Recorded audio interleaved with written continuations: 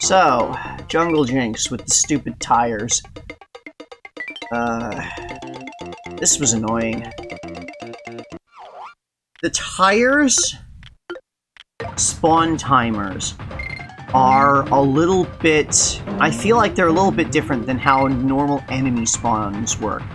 It's like normal enemies, they spawn when you get close to where the enemy is on the map. The tires, I think, spawn from a little further away. Like, they kind of have to with the way that the... like, the lines of tires coming down work.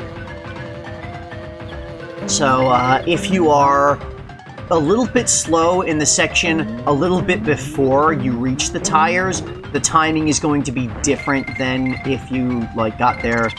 Like, yeah, the exact timing on with the tires when you arrive at them is very heavily dependent on how you were moving for the previous, like, 10 seconds or so.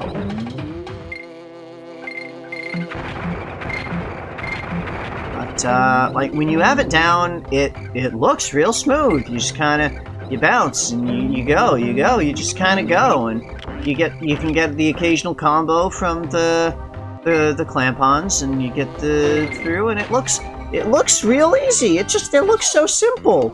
It's really not. It just takes a lot of practice to get the movements that precise to avoid everything while doing all the bounces, and those tires are kind of glitchy in that, like, if you're on the side of them, they're really weird, their behavior. Like, whether or not you'll get on top to bounce versus taking damage underneath is, like, feels arbitrary. Anyway, Black Ice Battle. There's a lot of spots in here where you can get combos bouncing on these clamp-ons. So those are pretty good, but for the most part, it is falling. It's knowing where to be when you fall, knowing the spots where you need to stop and jump over zingers, knowing where you can just sort of go and fall and continue forward. So, you know, again, memorizing the path. You can get some combo falling down things there, but it's a little awkward because you can't see what's below you far enough half of the time there. This spot is so fucking annoying. Jumping over the zingers when you don't have Dixie, when you're just, like, with those weird slopes there. Just ugh. But, there's that. Oh. The next stage is probably the worst one in the game, Crockhead Clamber. You know, you wouldn't think that would be the worst stage. You'd think, oh, well, maybe Animal Antics, maybe Castle Crush, the ones that are the longest. Those I thought would be the hardest, the worst. But no, Klobber Karnage here. That's the one. Klobber Karnage is what it was named. Klobber Karnage is the worst stage because there are basically no opportunities to do clock freezing, and there is basically no real leeway. You need to be mostly perfect. That spot where I fired, I kind of skipped over one blast barrel to get to the next. You need to not be holding forward when you do that, because if you're holding forward when you fire out of some of these blast barrels, you lose a little bit of velocity, it seemed. Because there were some times when I just wasn't getting across there, that when, like, nothing was changed except for the fact that whether I was holding forward or not. But yeah, you've got this effectively an auto-scroller for large portions of the stage. You need to be very good at dodging all of the clobbers, because they will bop you, and that slows you down immensely, in addition to potentially knocking you into a pit. So, you kind of need to just practice and get down, being able to jump on them and bounce off of them as you are passing by. Like, get the exact positioning down right for when to do the jump to land on them, or like just bounce up off of them in that pseudo-jank way that happens.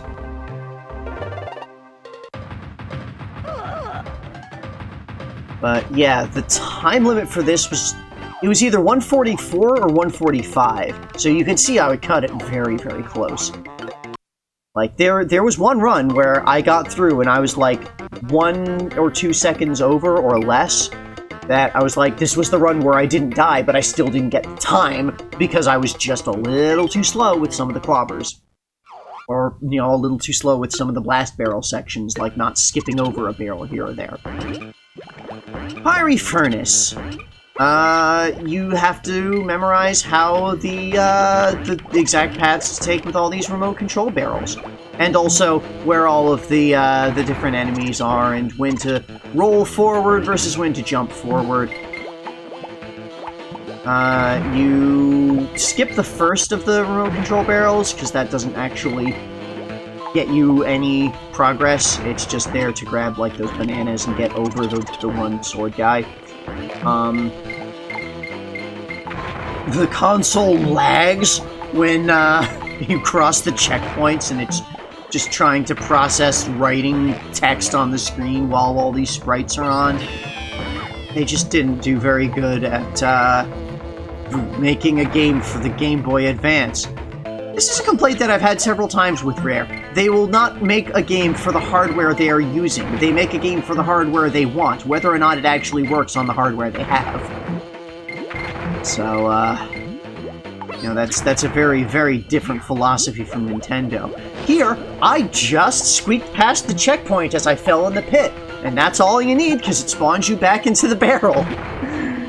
So, that's a spot where you can just kind of use the checkpoint to gain a little bit of time, even with dying. And there, like these spots where you're dodging the cat o' nine tails. Rather, you could take some time to stop and wait for the cat o' nine tails to get out of the way and jump over it like I have to do here, or you could just jump over it, cross the checkpoints just as you're falling in the lava, and still move forward just as fast. Oh, what works. And Animal Antics, we're at the last stage already. This one, I mean, yeah, it took a bunch of tries. It was annoying. The first section with Rambi, kind of weird. Like, it gives you a lot of setup for clock freezing combo. Don't just, like, run off of a step where there's one of those neeks below it, because sometimes it bugs out, and when you are running forward at a neek that is slightly below you, it won't understand that you are both above and in front of it, and should actually, you know, kill it, and it will damage you instead. You don't want to go too hard on the clock stop combos in the Rambi section, because you lose your entire clock stop combo in the transition from that to the water zone. So, like, you don't want to do one big, long chain combo. You want to do a couple of smaller chain combos. The on-guard section is basically nothing. You just kind of go through. It's an underwater section. You go through, you don't die. The Squitter section. Like I had before with the Squitter-centric stages, if you're quick enough with, if you're good at doing the sprinting along while webbing forward as you jump, you can afford to die a couple of times. So, you know, you can save a fair amount of time. Here, I'm taking it a little slow because I've got the ceiling above me there, and there's all the zingers coming forward. But yeah, you can see, even with one death there, I cleared that very quickly because I know how to sprint with Squitter in the air. Let's see here. Just, you get up quickly, you get to Squawks. Like I said in the main game, the maneuvering Squawks felt easier than I expected in this, easier than I remembered it being.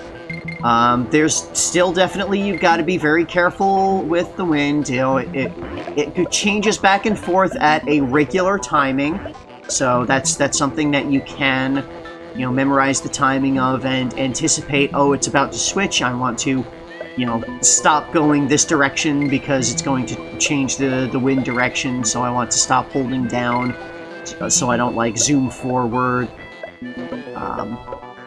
You just need to be going slow enough to take your shots and knock out the enemies before you ram into them, and you know, don't touch the sides, be good with maneuvering. And the Radley section I really hated, because like I said before, I feel like you do not have good air, like the air control with Radley just feels very different from all the other control in this game.